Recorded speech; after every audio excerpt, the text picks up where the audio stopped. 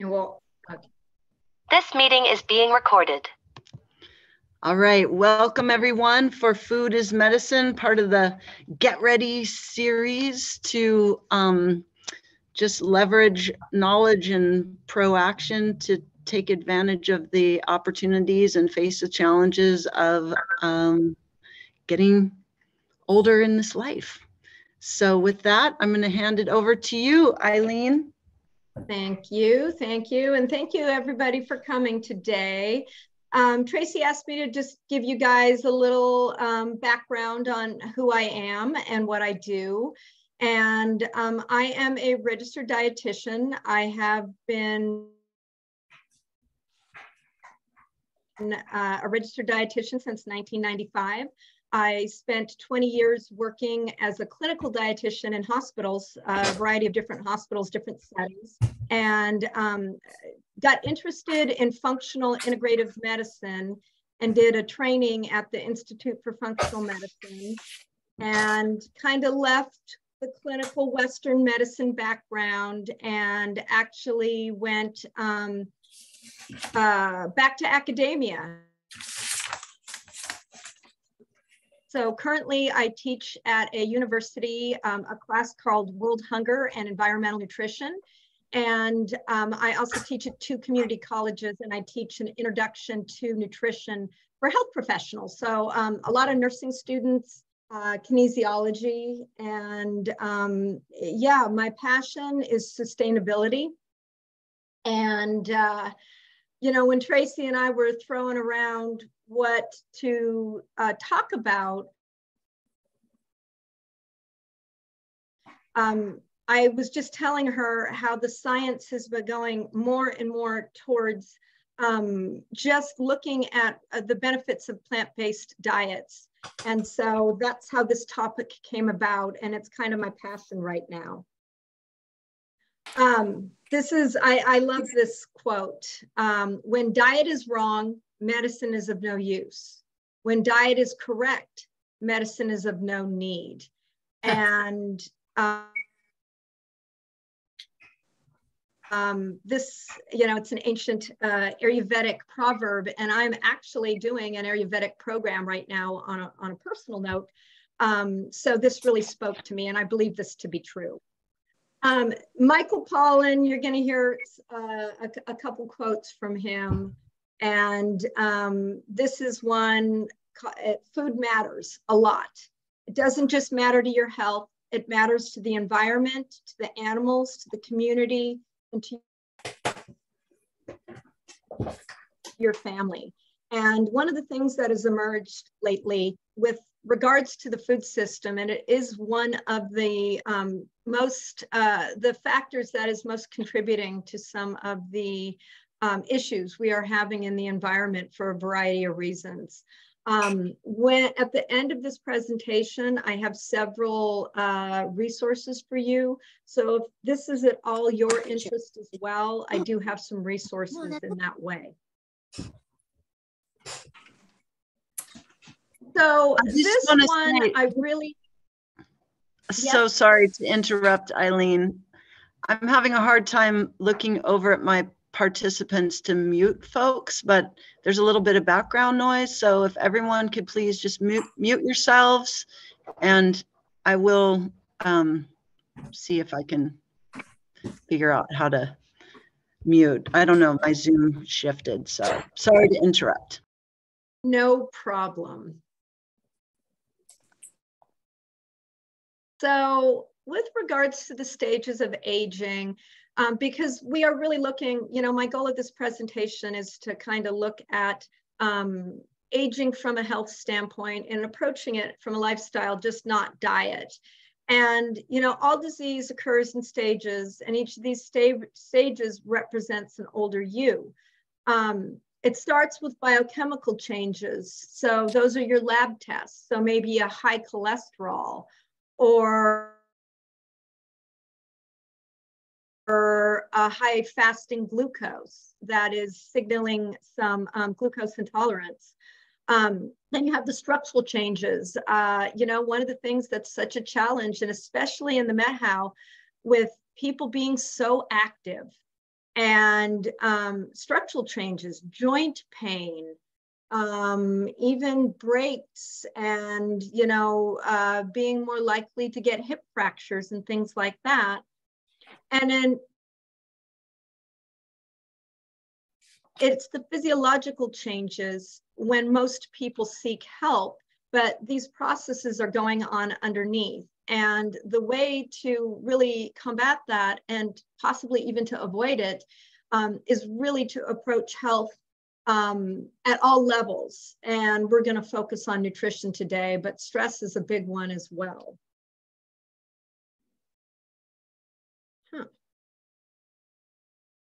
There we go. I love this picture. We live in a toxic world. Now, in the Met How, we are so less toxic.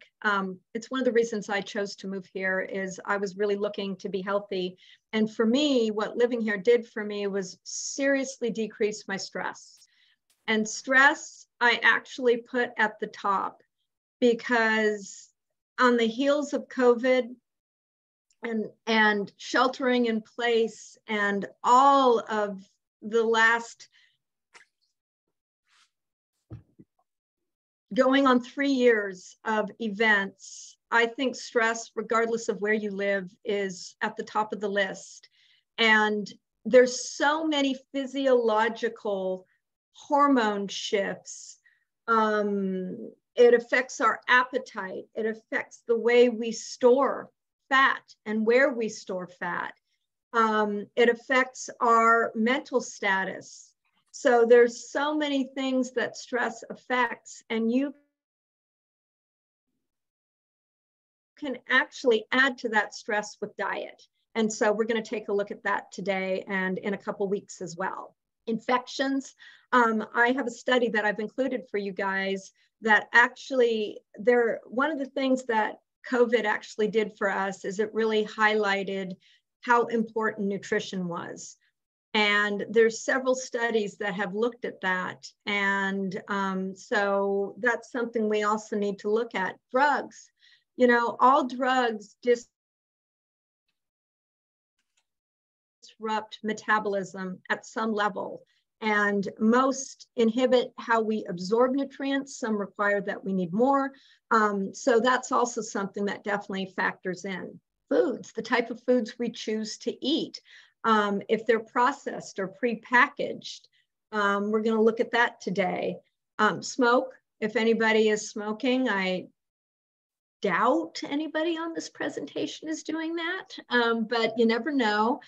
And pollution. And for us, that primarily has come with smoke. And the amount of antioxidants you need to counteract some of the damage that does, that all goes back to nutrition. And then lastly, the environmental toxins and heavy metals. And unfortunately, they're everywhere now. We have what's called persistent organic pollutants that literally do not biodegrade. And these are things, they say that Roundup is in almost everything now. It's raining on us, it's in our food. And there's some studies that show that, upwards of 70 to 80% of all water sources have Roundup in them. So these are things that we're looking at on a daily basis now. Plastics, microplastics, they're in our fish, they're in our oysters. So what are the things in lifestyle that age you? Excessive weight for some people, because once again, you get hormone shifts. Now, weight is an interesting thing because it really is about your fitness. It's not about the actual weight. It's your fitness, your muscle content. So there's lots that factor into that. Inactivity, that is another reason I moved to the Met How, is so many people have active lifestyles.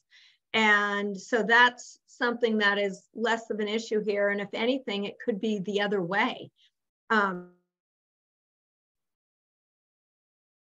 overactive, over-exercising, joint damage, things like that.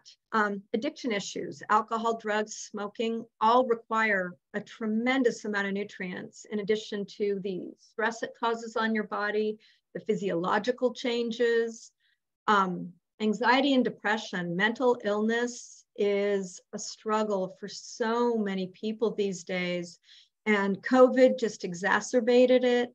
For some, winter, winter can really cause issues with that. Lack of sleep is probably, with all my college students, it doesn't matter what age, everybody, even children, are struggling with sleep these days.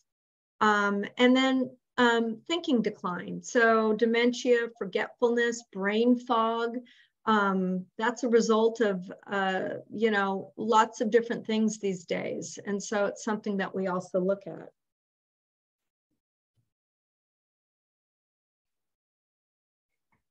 I was looking for a newer version of this, but you always hear you are what you eat.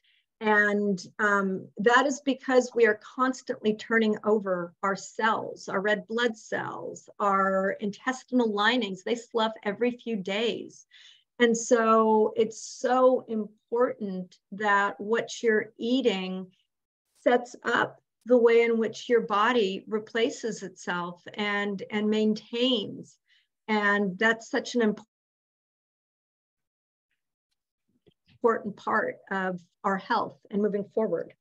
So I'm going to open this up and let me get into the chat because I wanted to kind of break this up in the middle. We had, how many people do we have on, Tracy? We have 21.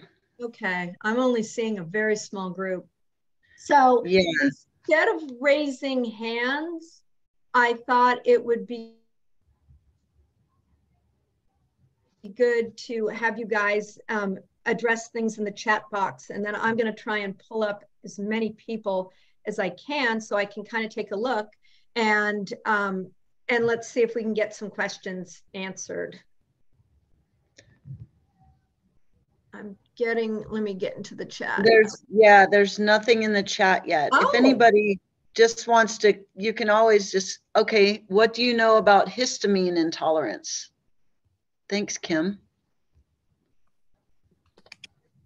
Okay, and Kim, I'm trying to see if I have anybody there. Okay, so histamine intolerance, I don't have a ton of experience with it. It was interesting. I was just reading something today on tannins, and as far as histamines are concerned, is that like an allergy? Are we talking food allergy? Are we talking seasonal allergies? Food allergy. Food allergies. Okay. And have you identified specific foods with regards to that?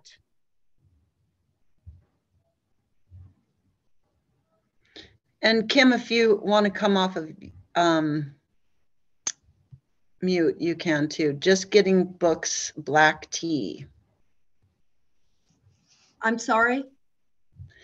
Oh, here we go. We're seeing stuff in the chat. Let me pull up the chat.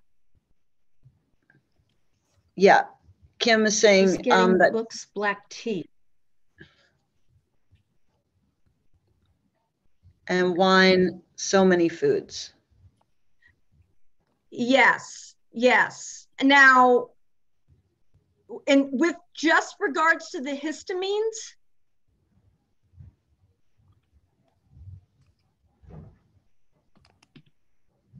I'm not sure.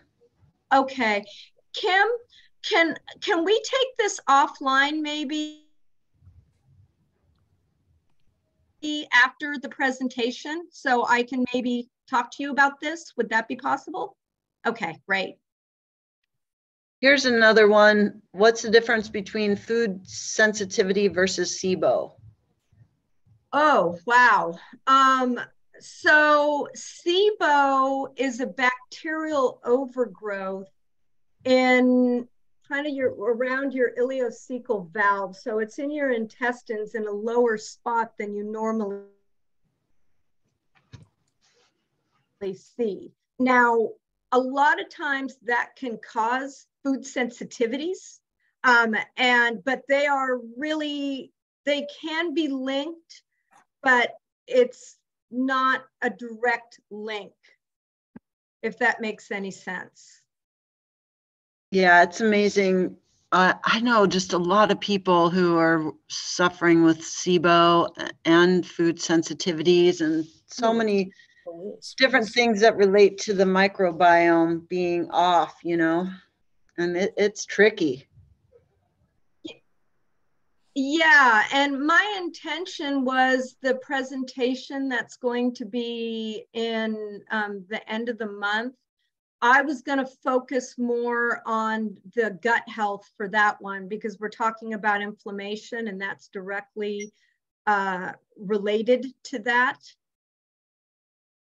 But SIBO requires, I've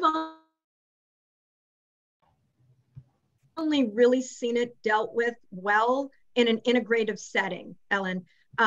It requires like a multi-pronged approach, and I've dealt with the diet aspect with regards to that. And like I said, a lot of times the overgrowth causes food sensitivities and kind of back and forth. So it's chicken or the egg with that particular situation. I don't know if that really answered your question, but we can find it offline afterwards too as well. So Joanne, yeah, effects of increased cortisol on weight gain. So that's part of the whole stress chain. And so when you are stressed, it just creates a cascade of hormones. And cortisol is one of the hormones. Now, in acute stress, so let's say, you know, we don't have traffic around here, but if you're from the west side at all, you know, you're driving and it's that, you know, somebody slams on their brakes and you get that rush and you feel everything. Well, that situation completely alters your hormones in multiple different ways. It mobilizes blood sugar. So you're kind of taking your stored blood sugar and dumping it into your bloodstream, because that whole situation is really about making you ready to, you know, fight or flight. What we have now though is chronic stress. And so what happens is normally your cortisol, you have cortisol curve. So you wake up in the morning and your cortisol is the highest. And then throughout the day, it kind of goes Eileen, down. And that's a normal situation. People who are having chronic stress, excuse me? Oh, no, I'm sorry to interrupt, but your voice has kind of been going in and out a little bit, so okay, as close as you can. I'm not sure if it's moving around issue. This is why I'll try not to move around. I'm one of those people that talks with my hand. And yeah, so everyone who's here. So yes, yeah, so I'm gonna. Okay. Is it better right now?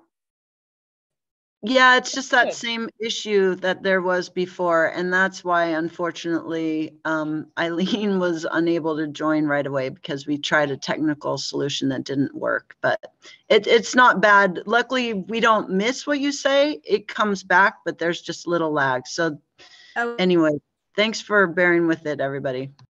Okay. All right. I will try not to move though, which is hard for me to do.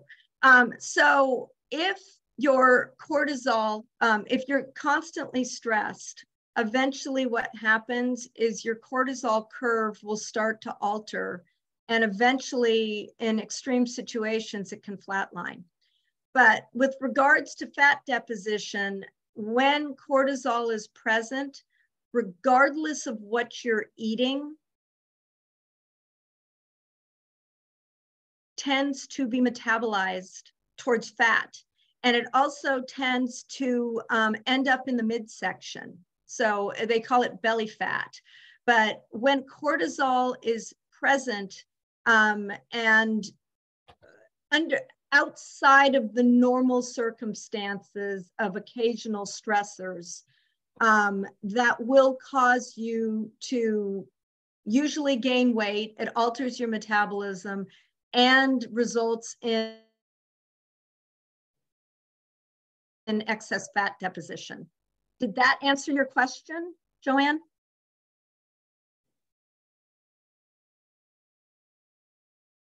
Yes, Eileen, it did. That was really helpful. Thank you.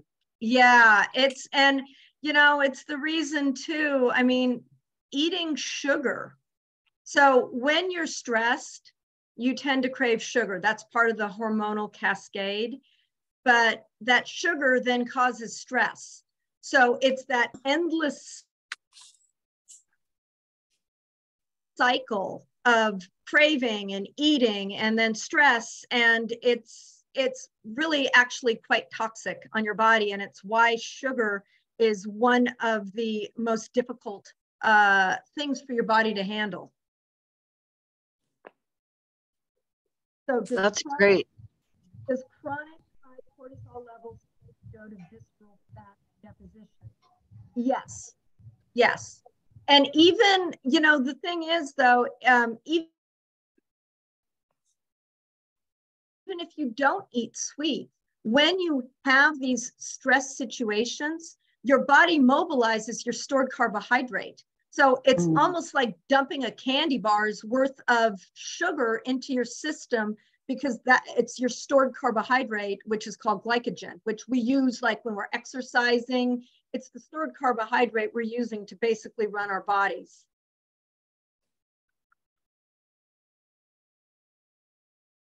That makes, yeah, that makes more sense. You don't even need to eat sweets, Joanne. Yeah. And it's, and it's one of those things that, like, from a blood sugar standpoint, it's so important to keep our blood sugars really stable. And so, not eating even carbohydrates like fruits and that have natural sugars, that would not be something you'd probably want to like snack on or have for breakfast without some protein and probably some fat. Right. All right. Is that, I think that was the last. So I'm going to move on. Is that right, Tracy? Yep. That looks great. Thank you. Okay.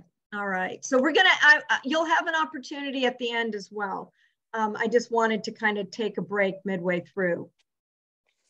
All right. So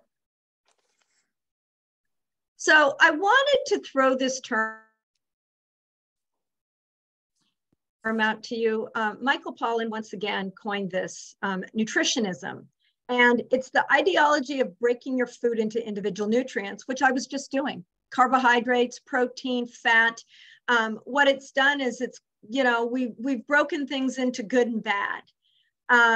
And it's resulted in diets that are very specific, like the ketosis or paleo diet.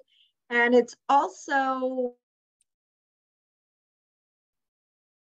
got us classifying nutrients, bad nutrients, good nutrients. The bad ones tend to be saturated fat and sugars. You guys kind of have an idea of what the sugars do. But we also run our brain from sugar. And the saturated fats were the nutritional bad guys for quite some time. And Dr. Andrew Weil, I don't know if you're familiar with him, he's one of the more famous integrative physicians. I have his anti-inflammatory food guide pyramid on this presentation. He has really changed the thinking about that. And there's some new research. Much of the low-fat diets that people ate for the, basically through the 70s into the early 2000s were a result of a research study done in the 1950s that kind of vilified fat. And in doing that, it kind of glorified sugar at the time. Basically, back in the 1970s, if you asked most nutritionists or doctors, they would tell you the only thing sugar did was cause dental caries. Now we know sugar affects our bodies in so many different ways. I was just explaining with Joanne's question, which was great. The fats, what we did is when we did the low-fat diets, we replaced the fat with sugar. And chronic disease shot through the roof, and obesity rates shot through the roof. So that's an example of nutritionalism. I have God nutrients, good nutrients, fiber, omega-3 fatty acids. Yes, they are good nutrients, but I think we've done a lot of damage. I know personally as a dietitian and a nutrition professional that by really breaking the food down, I think we've caused a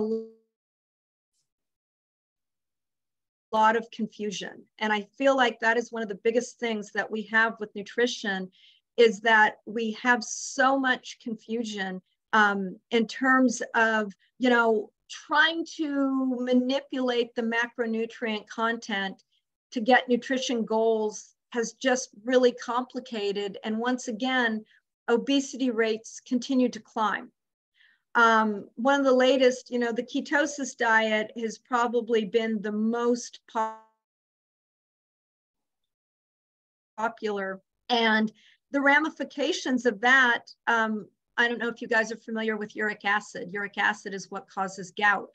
Well, that's all we've thought about uric acid. And one of the things that we now know research-wise from doing ketosis diets for prolonged periods of time is that you raise your uric acid levels, and those are now being associated with things like high blood pressure and possibly heart disease. It's also been implicated in cancer development.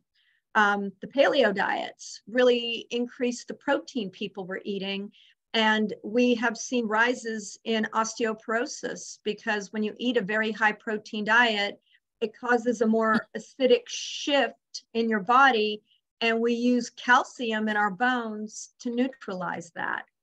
So these are some of the ramifications of really looking at these individual nutrients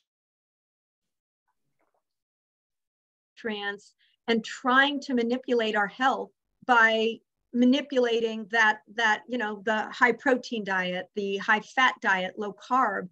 And I personally feel like it's really confused people, and it's made eating healthy so much more difficult than it really is. So this, I was just talking to a friend of mine today who's a nurse, and she said, I subscribe to Michael Pollan, and his rules are eat real food, mostly plants and not too much. And it really, I feel, is that simple, that when if you wanted a cake, bake a cake from scratch. How many people would do that? Most people wouldn't, but you go to the store and there's all these bakery items and candies and cookies and things that have made it so easy to eat foods that were never really a regular part of our diets. And then we get protein bars, instead of eating meals, again, to kind of manipulate the macronutrient content, protein, carbs, and fat. We've gone to processed foods and bars and protein powders and things, and we're not eating real food anymore. And with that, is not just affecting our nutrition, it's affecting us culturally as well. Food was always a way to gather. And when you sit down and eat a meal, a cooked meal with either yourself or other people, you don't, we have people, shoveling food in and driving and eating. And our food habits have changed so much. And once again, it's complicated it to the point where we're trying to continually manipulate the macronutrient content of our diets. So why plants? Plant-strong diets are associated with a decrease in chronic disease. And at the end of the presentation, I have a study that was done in Europe, and it looked at healthcare workers. And so they surveyed thousands of healthcare workers to see how they were eating and correlated it to the development of severe or moderate COVID-19. Individuals who ate more of a ketosis style diet, so that's high fat, moderate carbohydrates, moderate protein, or low carbohydrate, had a 59% higher risk of developing either moderate or severe COVID. Yeah, that was one of those things where you're like, wow. And the individuals who ate plant-based diets had a 73% lower risk. So right there, and that's just one study. There's several of them, but I did give you guys a couple. I was also just earlier talking to my friend today about taking supplements. So plants contain chemicals called phytonutrients. Tracy's going to provide you with a couple handouts on these, but at this point in time, there's over 8,000 phytonutrients. I gave you the example of resveratrol. That's a pretty famous one. It's one that's supplemented quite a bit, and that is the phytonutrient that you find in grapes, also in red wine. So think about if you just take a capsule of resveratrol, how many more of those phytonutrients would have been in the actual grape or in any kind of purple food? So that is, again, one of the reasons that it's so important. You hear people talk about eat the rainbow, and these phytonutrients are associated with color. So bright green have certain nutrients, yellow and orange. You've got beta carotene, you've got the purples with the resveratrol. But when you think about there's 8,000 of these, the handouts I have give you kind of the big ones, the ones that are, more known. But just keep in mind that there's that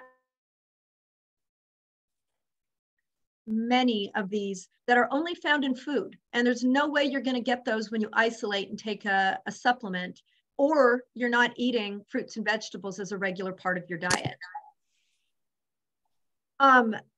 Nutrient density. So nutrient density is a concept of, it's the amount of calories in food to the beneficial nutrients. So your vitamins, your minerals, your phytochemicals. So foods that are low in nutrient density are high sugar foods, processed foods, fast foods, and every single fruit and vegetable is considered a high nutrient dense food. You get fiber, you get these phytochemicals, you get vitamins, you get minerals. They are naturally low in sodium. They're high in potassium. So if you do have other sources of sodium in your diet,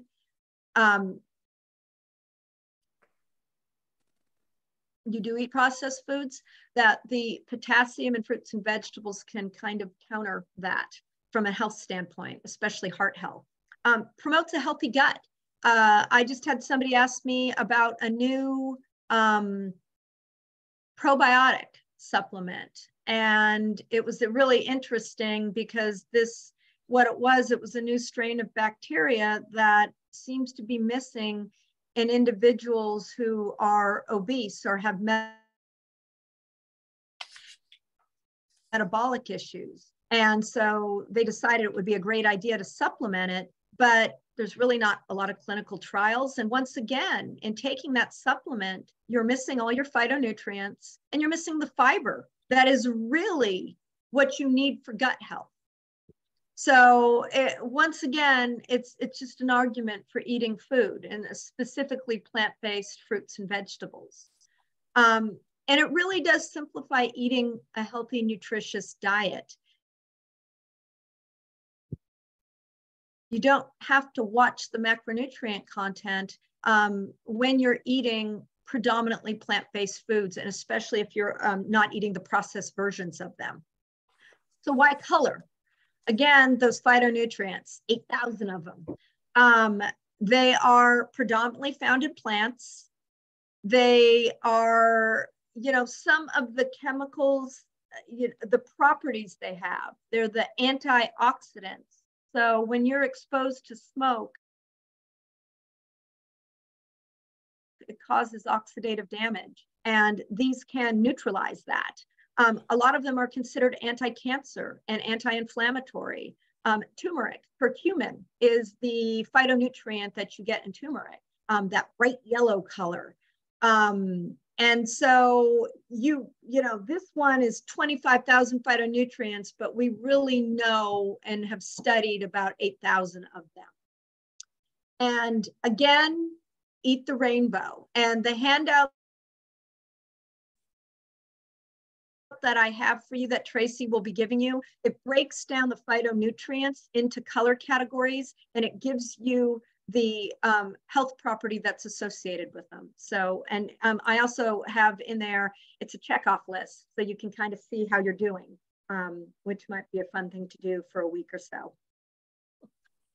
This is the anti-inflammatory food guide pyramid. I thought I'd throw it in there because that was what we were going to focus on for the next presentation. But one of the, inflammation in the body is the backbone of disease. If gut health is the backbone of just overall health, inflammation is the backbone of chronic disease. And, most people know what inflammation is, but if you were to scratch your hand and it gets red and a little inflamed, that is inflammation. And foods actually can cause inflammation in the body. Stress actually causes inflammation in the body.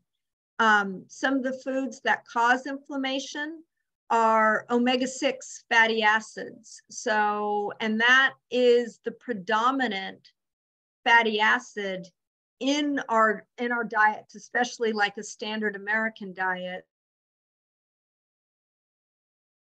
that is higher in processed foods, refined oils, things like that.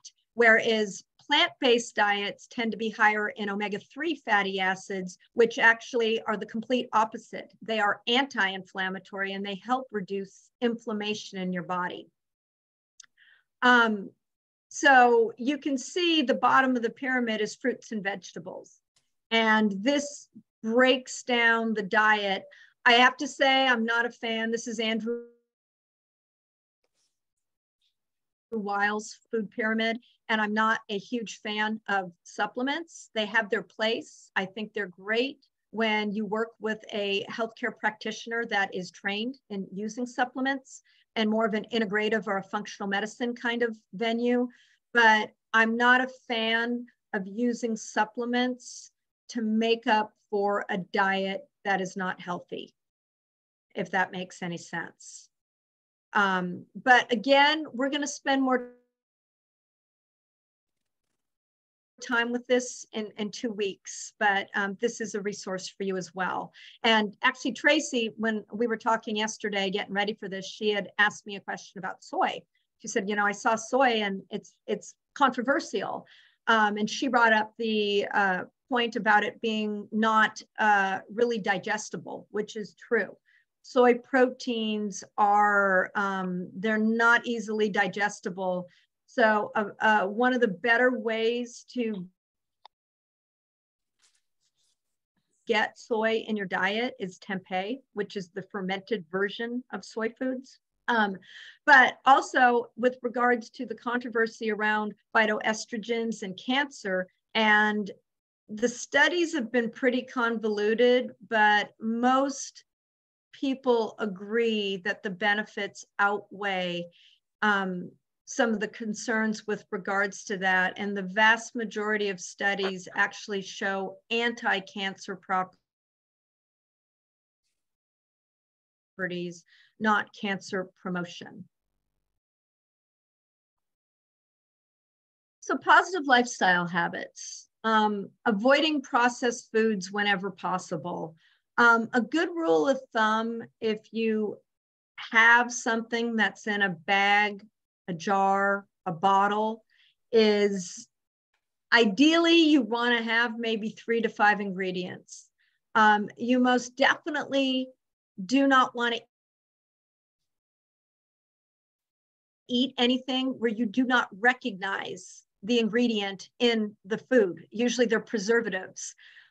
When you see the term natural flavors includes MSG.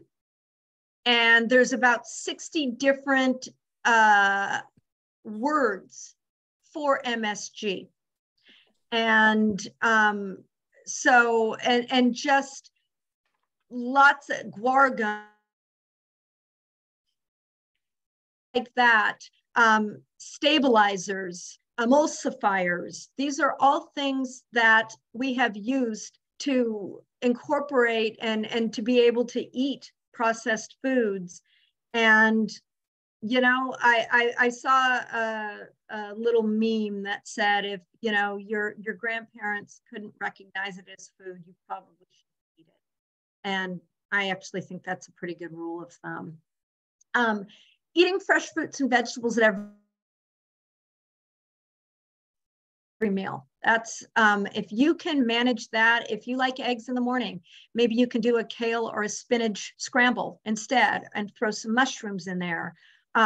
Tracy asked me about smoothies, and smoothies are great. I'm not a big fan of juicing because you lose the fiber.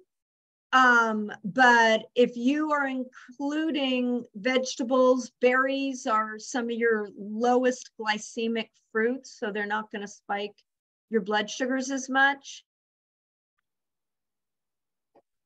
So berries and, you know, maybe putting some leafy greens in there. You can do a little bit of protein. Avocado is a great source of fiber and monounsaturated fatty acids. So that's also a way to get some fruits and vegetables into your diet.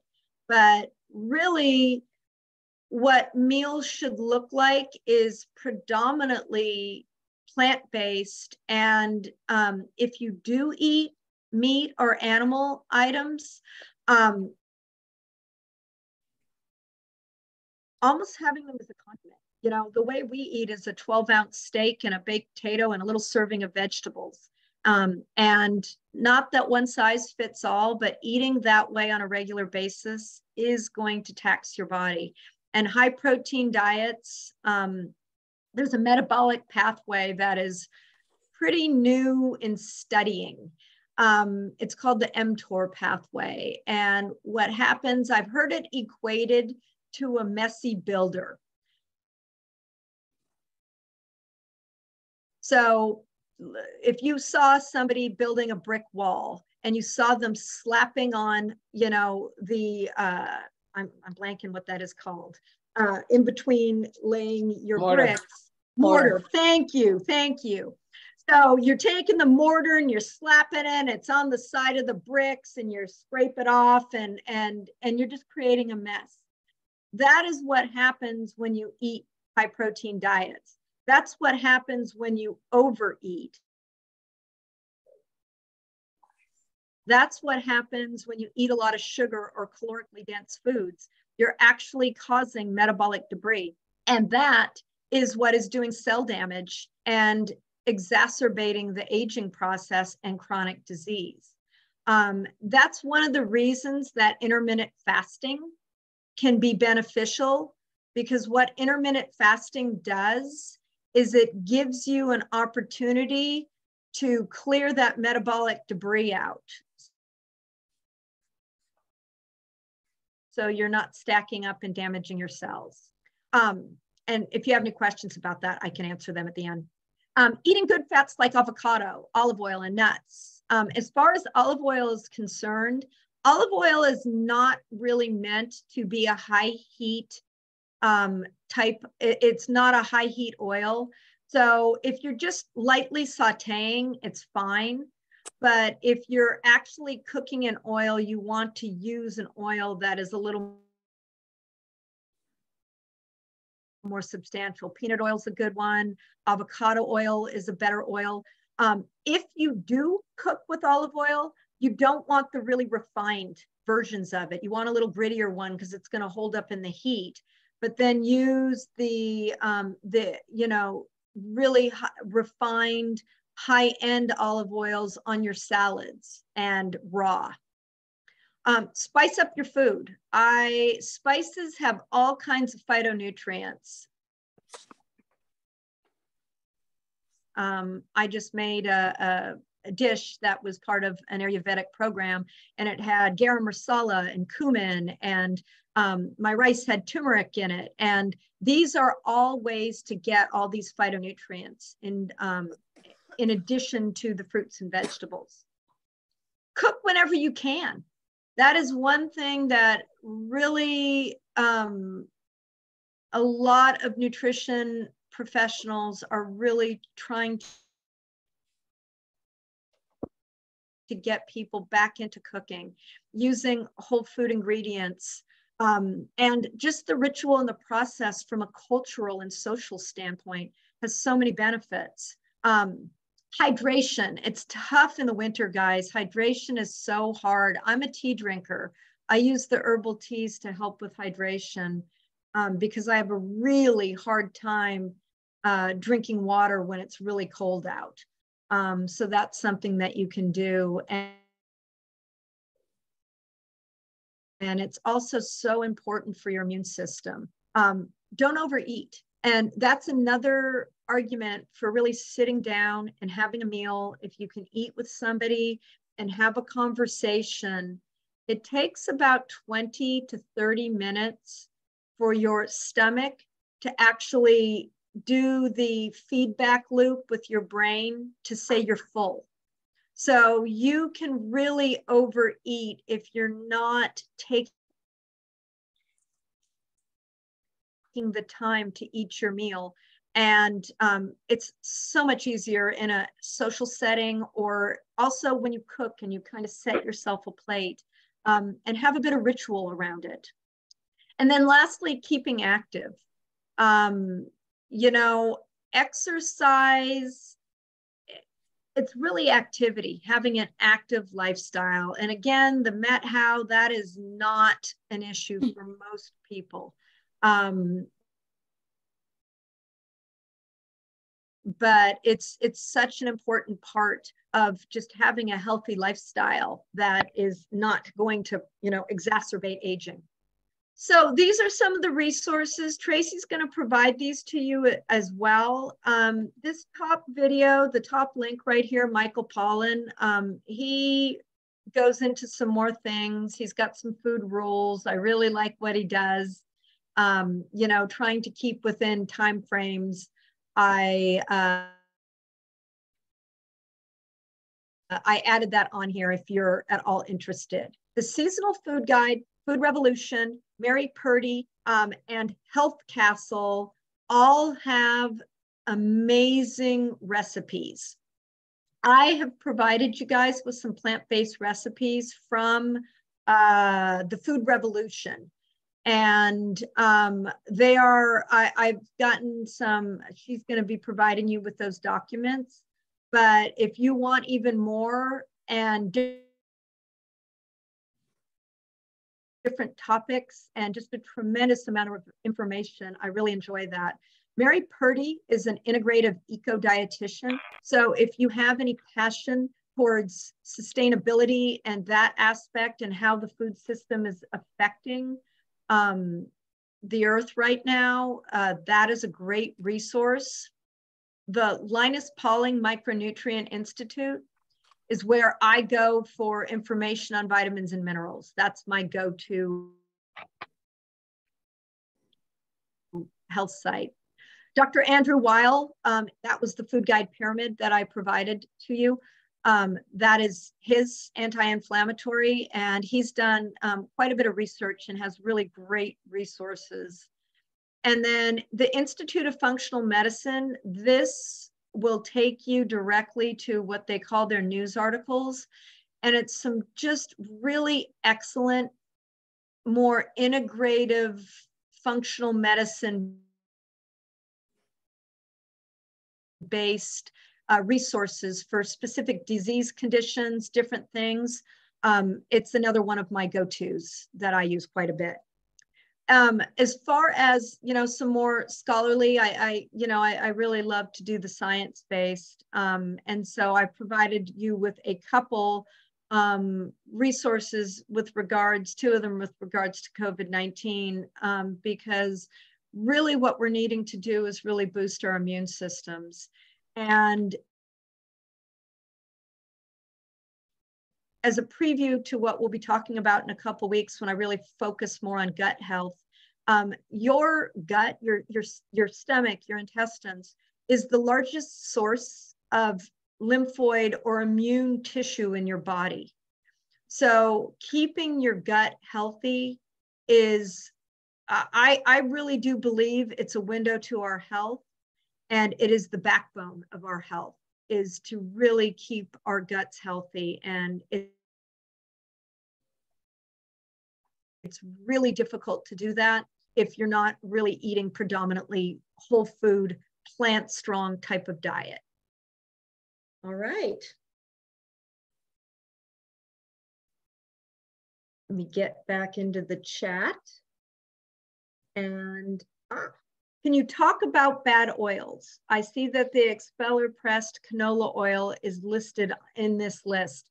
I got to be honest, guys, I'm not a fan of canola oil at all.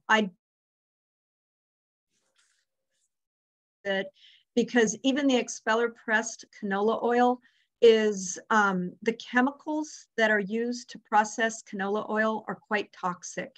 And the vast majority of canola oil is genetically modified. And they have Roundup varieties of that particular crop. So personally, I do not use it. I know Andrew Weil recommends it. And once again, it's one of those controversies, but I personally do not. And I do have a reference link on that. So if you want to reach out to me, I can provide that. But again, I like, if, you know, I'm going to do some really high temp cooking. I do like peanut oil. I also avocado, sunflower, safflower, I prefer to canola oil. And I really do like avocado oil, but sometimes it can give a flavor. Coconut oil is actually a saturated fat, but the type of saturated fat, it's more of a, it's what's considered a medium chain triglyceride. So it actually bypasses your digestive system to a certain extent, and it does not, the normal process of how we digest fats, we package them up and they're processed in the liver, where that isn't the case for the type of fats that are in coconut oil, and they're also not inflammatory. So one of the issues with saturated fats is the type of saturated fat, it's a fatty acid called arachidonic acid that you get in beef and especially like factory farmed beef. That is a very inflammatory fatty acid, whereas coconut, even though it's saturated, is not. So I hope that answers your question. Do you recommend full fat goat milk and yogurt for somebody who is having issues with milk? I do. Many people who have lactose intolerance do much better with goat. And one of the issues with cow's milk is that it's very high in casein. And basically, you have whey. The two primary types of protein in cow's milk is whey and casein. Whey has quite a bit of beneficial effects in the body. It actually can help you push some detoxification pathways, whereas casein is the one that people tend to be allergic to. And cow's milk is one of the top 10 allergenic foods.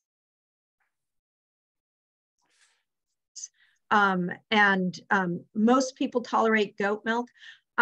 And I am a fan in general of full fat. Now, if you have a medical condition where you really have to have a low fat diet, then you wouldn't want to do that.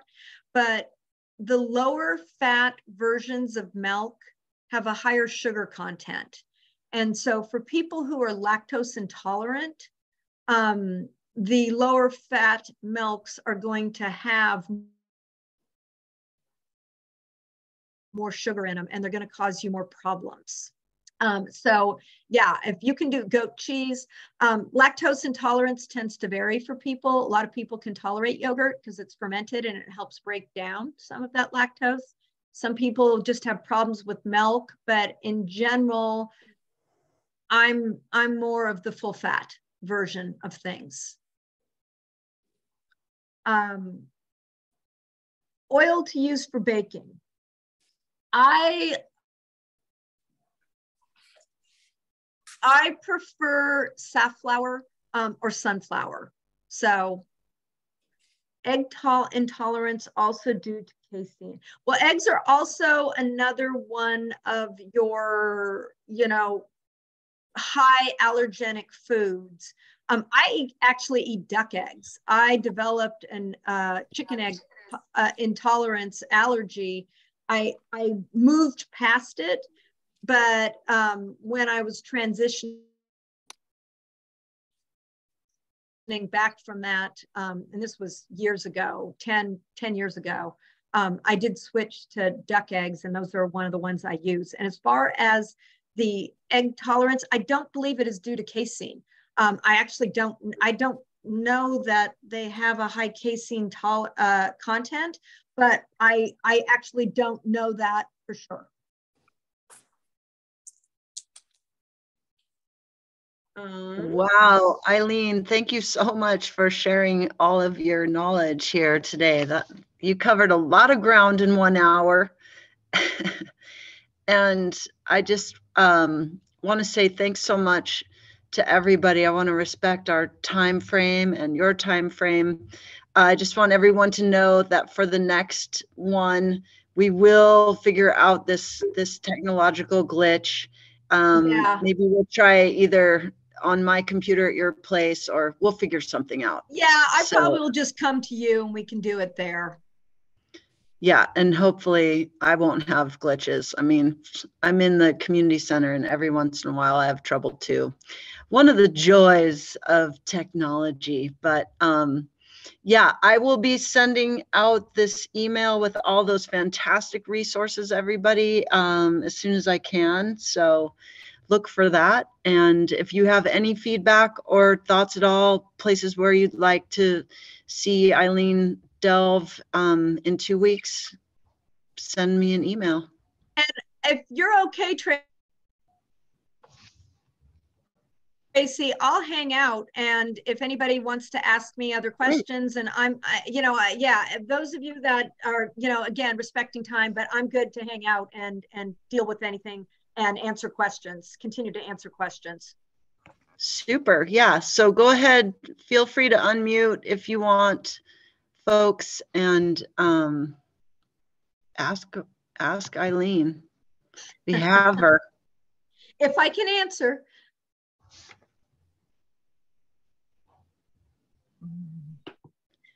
You talked about the importance of stabilizing blood sugar, obviously, like avoiding high sugar things, but any other things to keep in mind with that? And just not getting hangry. When that is one of the things, yeah, that's a tough one. You really have to eat regularly. When you get to the point of hunger, first off, you're going to make a bad choice. I don't care who you are and how healthy you are. If you let yourself get to that point of hunger, you're going to make a bad decision. You know, you're probably going to choose. And a lot of times you go for the high sugar item because your blood sugars are dipping. So really keeping your blood sugars stable.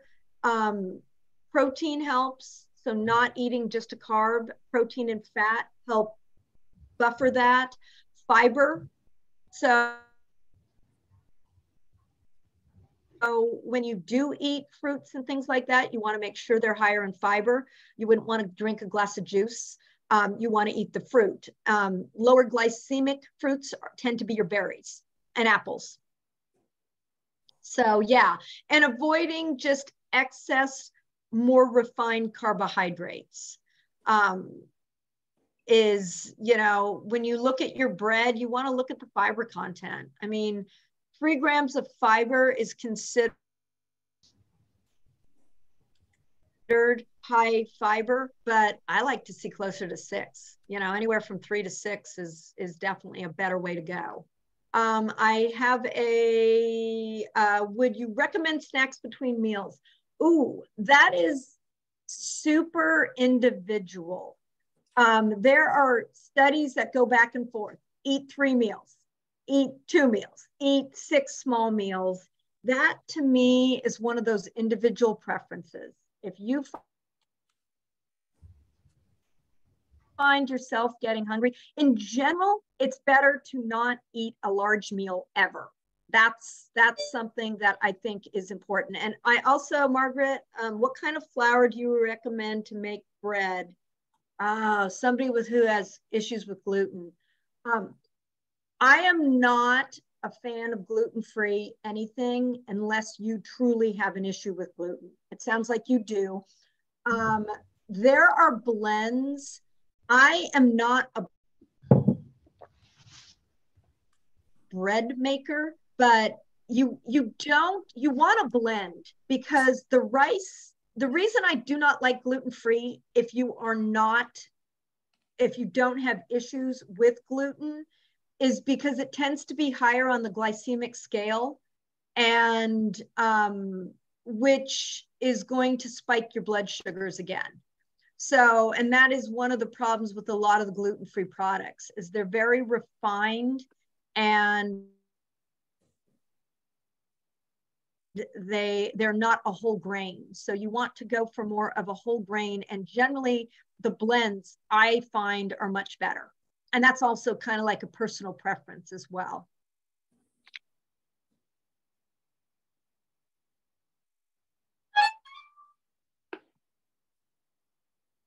Hi, Ellen. Hi. Oh, I raised my hand, I guess. Can you hear me? Yeah, you just showed up on my screen in a really big picture. Oh, well, you must have known that I wanted to ask you a question. So I was about 5 minutes late, so yes. I don't know if you said if you were taking clients or how we contact you. You know, I don't anymore. I just am, I teach college now, and that's, and I don't have a private practice anymore. But I will give my email as a resource to Tracy. So why don't you reach out to me and let's maybe brainstorm something. I have some resources that I could give you, and some people that do that. Thank you. Oh. Okay, if there's any other questions, and yeah, we get one more session with you, Eileen, which is great. And one of the things that I think would be interesting to talk about is when the disease process is already settled in, like how, you know. Yeah, that's a little dicey, because that's almost like giving medical advice. But you cannot go wrong with anti-inflammatory, truly. So I feel like we will cover that. And same thing with gut health. The two things you really can do for what, regardless of your disease process, is reduce Are there inflammation things that you really can and really get your gut healthy. Am I back? Did yes. I? Oh, okay. Ah, I froze. Sorry. Yeah. Did you hear what I said? No. Oh, okay. So I said, you know, that's a little dicey because it's, you know, giving medical advice. Yes. Is, yeah. But you cannot go wrong with anti-inflammatory and gut health. So that is what we are going to focus on in the next presentation. And so that pretty much covers you across the board. Fabulous. Okay. I'm going to go ahead and stop the recording.